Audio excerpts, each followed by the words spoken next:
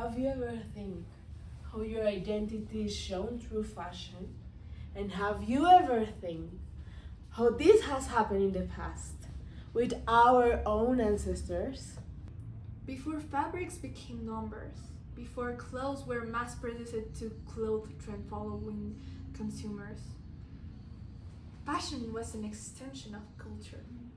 In India, clothing wasn't a superficial choice, but also a personal narrative.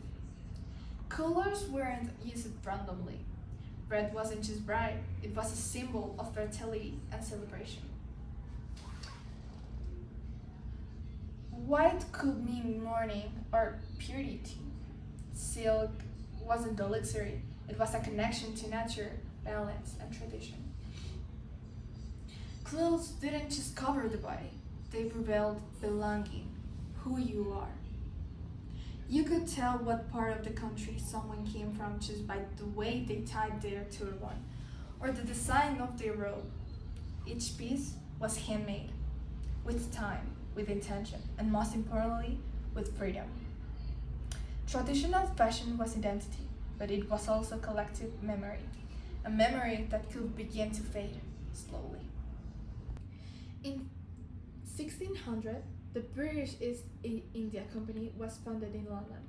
What began as a trading company eventually became one of the most powerful identities in the world.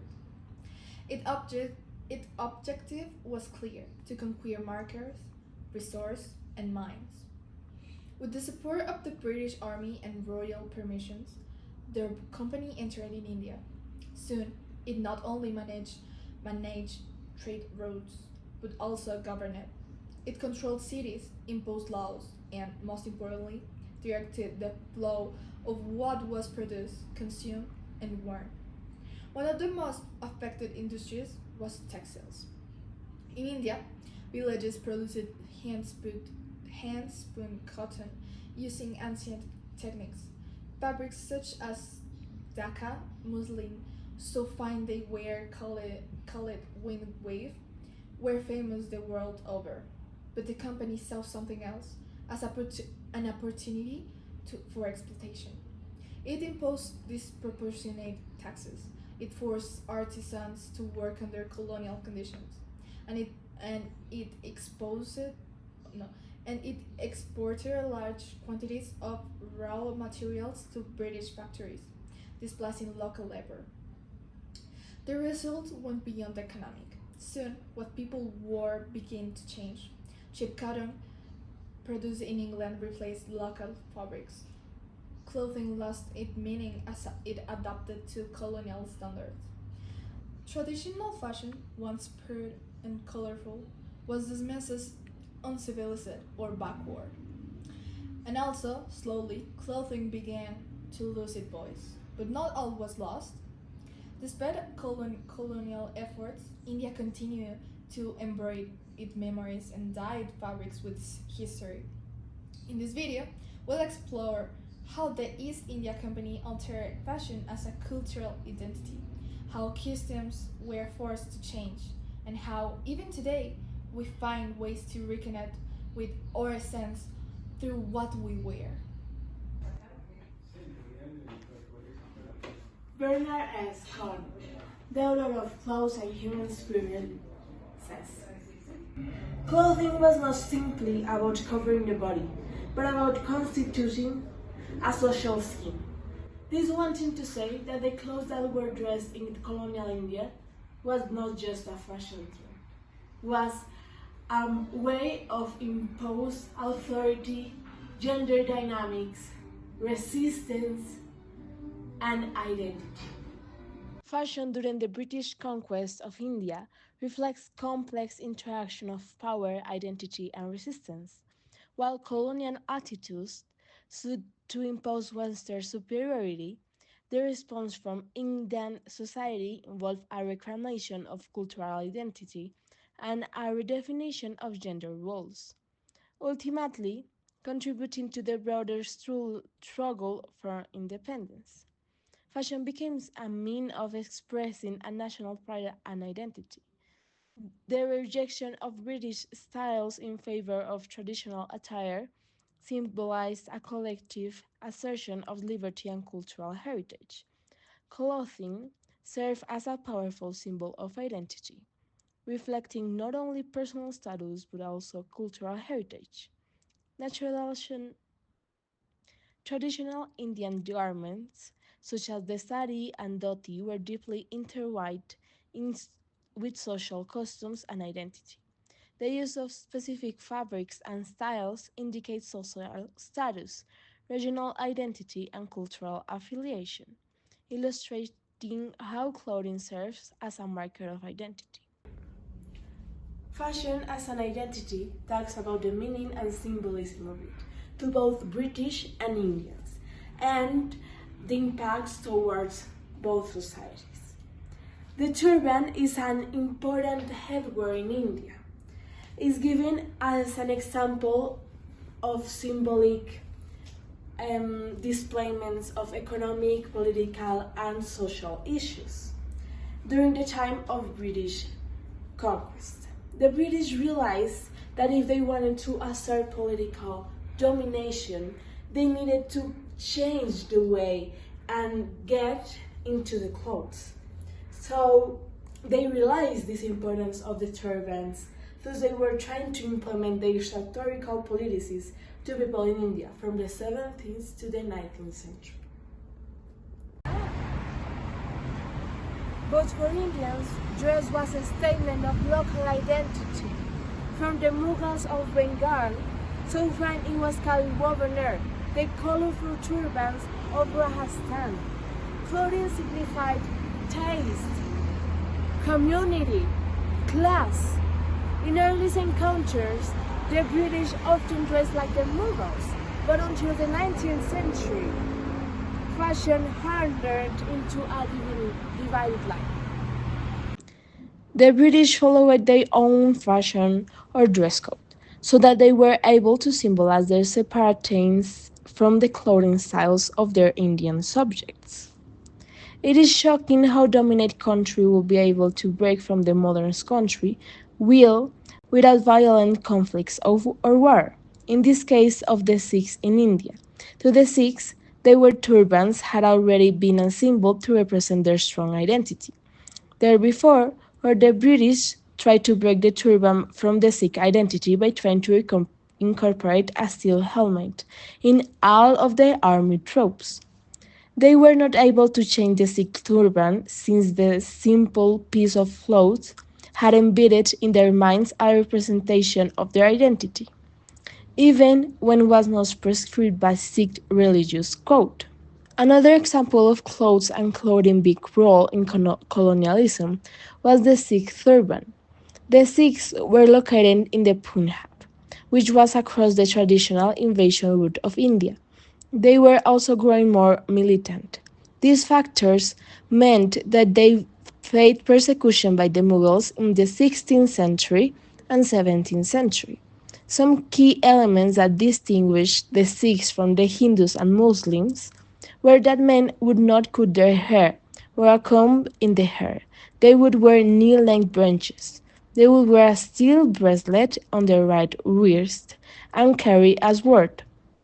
There was no mention of the turban, and the scholars are not certain when the turban became a key feature of the Sikhism. However, the British used the distinct Sikh turban to easily identify them.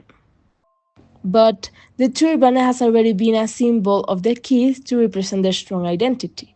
There before, when the British tried to break the turban from the Sikh identity by trying to incorporate a steel helmet in all of the army troops, they were not able to change the Sikh turban since the simple piece of cloth had embedded in their minds as a representation of their identity, even when it was not prescribed by Sikh in the religious code.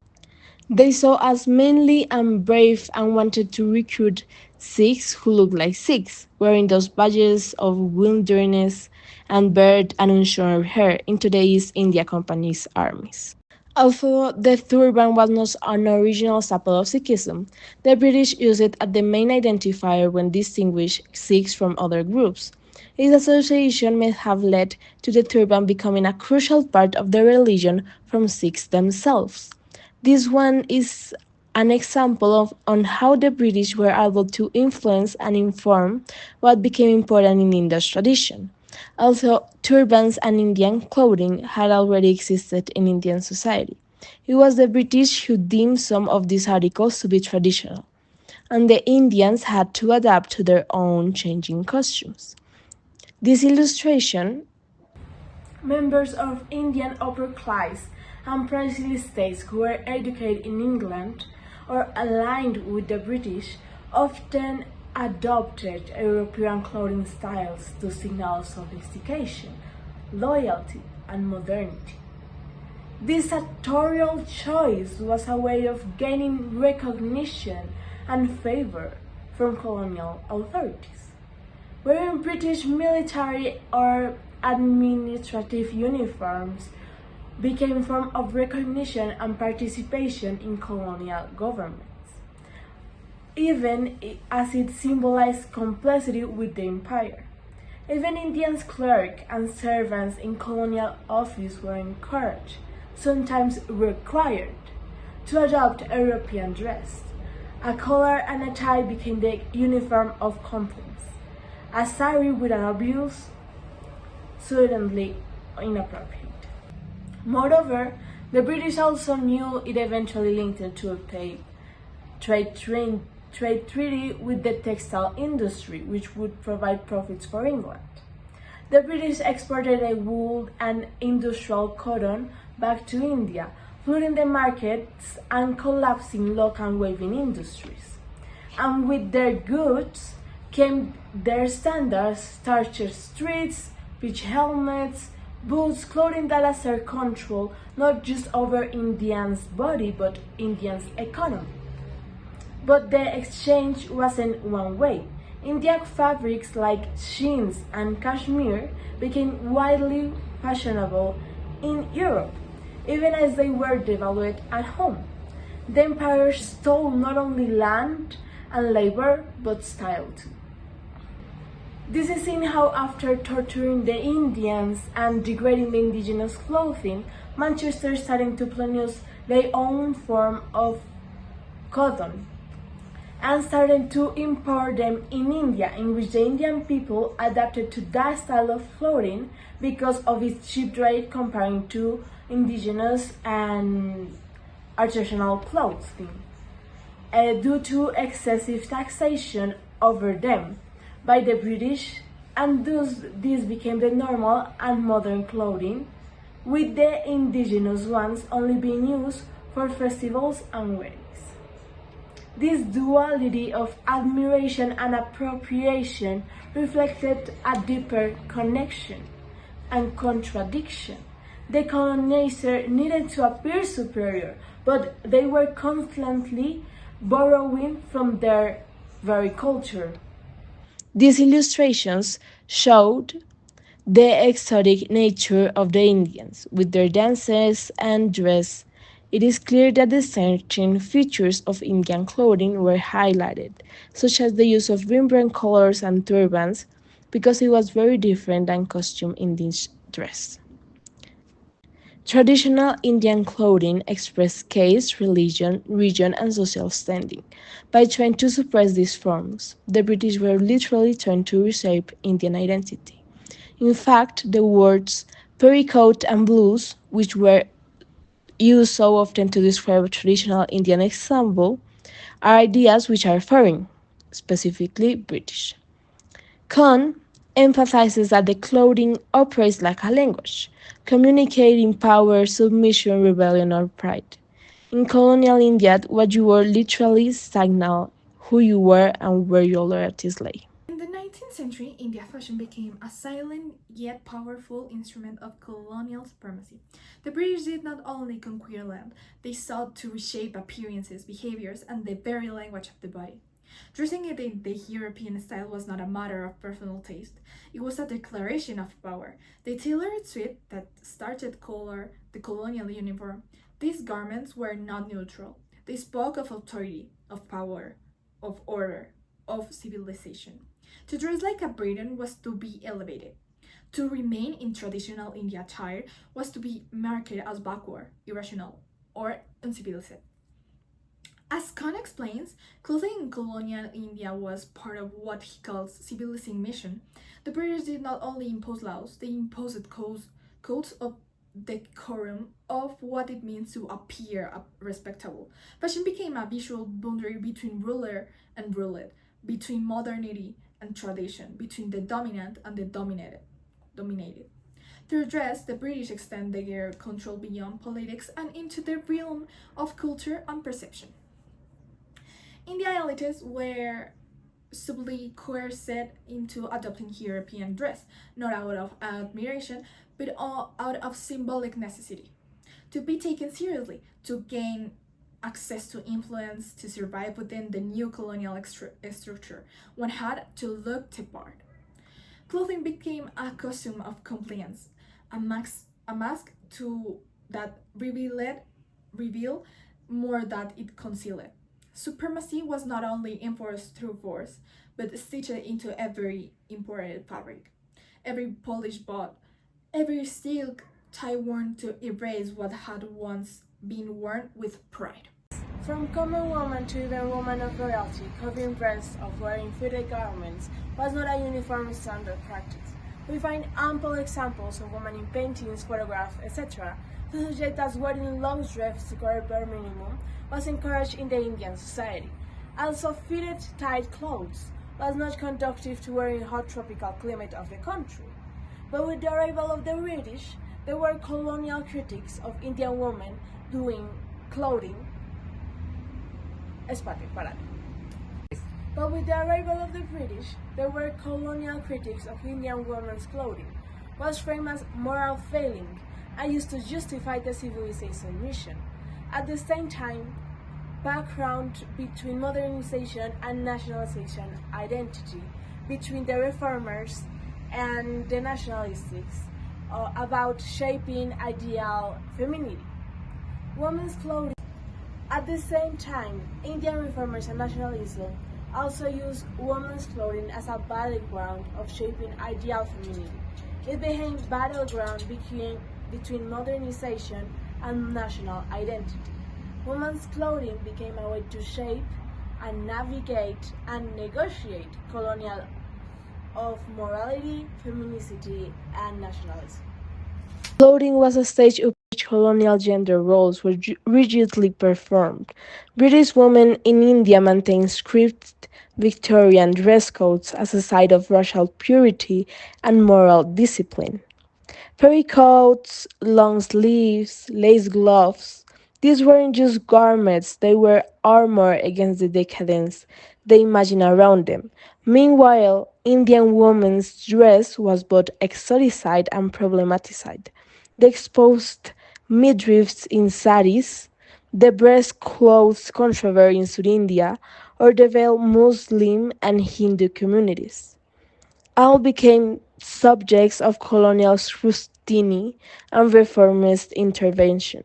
But Indian women, as they were idealized as passive, traditional, and decorative, reinforcing the stereotype of sexual East. To the colonizer, liberating Indian women meant dressing them in modesty by Western standards, but truly was the imposition of British rules that affected how women were meant to dress, covering more of their body and controlling it. In the 19th century, despite the British Empire's persisting efforts to impose its cultural and aesthetic codes through fashion, traditional India dress did not vanish. Instead, it was refined as a powerful symbol of pride, resistance, and cultural reclamation. Rather than fully adopting Western attire, many Indians choose to wear garments like the dhoti, sari, or turban as a conscious act of defiance. This form of sartorial resistance reached its most potent expression with Mahatma Gandhi, who not only rejected imposed imported British clothing but also promoted khadi as the uniform of civil disobedience. Wearing khadi was not merely an economic or aesthetic choice, it was a political statement. It represents a break from imperial dependency and an embrace of Indian self-reliance, autonomy, and dignity. As Vernon S. Cohn explains, the colonized were not passive recipients of imperial ideology.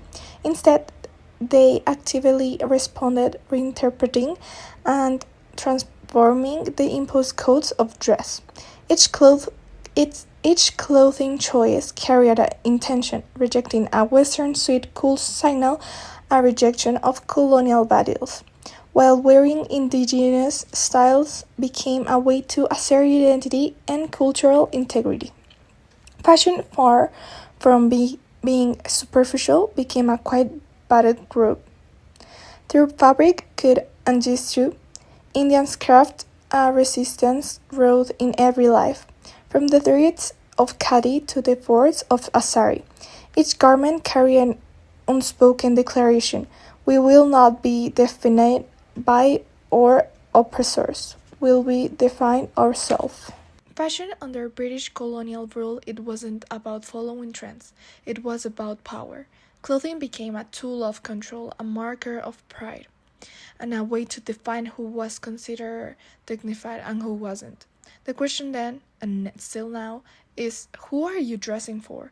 Are you expressing yourself, affirming your identity, showing the world who you are? Or are you dressing to meet someone else's expectations, to fit into an image that was never yours? In colonial India, many were forced to wear what the empire considered civilized, even if it erased who they truly are. But through that tension, fashion revealed deeper meaning. It is never neutral. It can silence or empower, erase or express, and it's choosing how we dress. We are constantly negotiating between conformity and authenticity, a quiet but powerful act of self-definition.